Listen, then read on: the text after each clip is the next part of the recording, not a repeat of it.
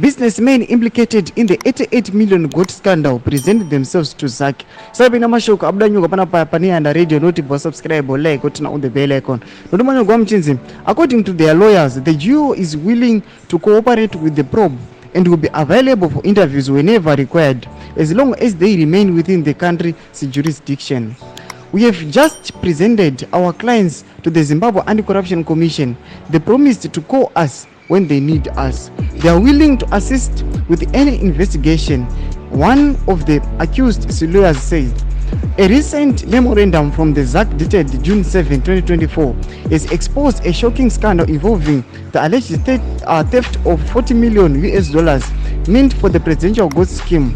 Mpofu and Chimombe are accused of siphoning off the funds to purchase luxurious houses and vehicles instead of supplying goats to underprivileged houses. The memo reveals that the government of Zimbabwe entered into a contract with the Black Duck Livestock and Poultry Farming, represented by Moses Mpofu, on November 16, 2021 to supply and deliver 632,001 worth 87 million goats over 5 years. Ndo mashoko ari kubuda panapa achinyorwa panapa muni underrated vachiti aiwa mabusinessmen aiwa ari implicated nekusquander 88 billion vabva vapresenta themselves kuzaki ndobva vauza kuti aiwa tichazokushedzai when needed. Tutse mafungiro enyu kuti munoti kudii pamusoro peruling yemaloya iyi. Aiwa muri eZimbabwe ina kukomesa section medu musangano subscribe kulike on the bell icon.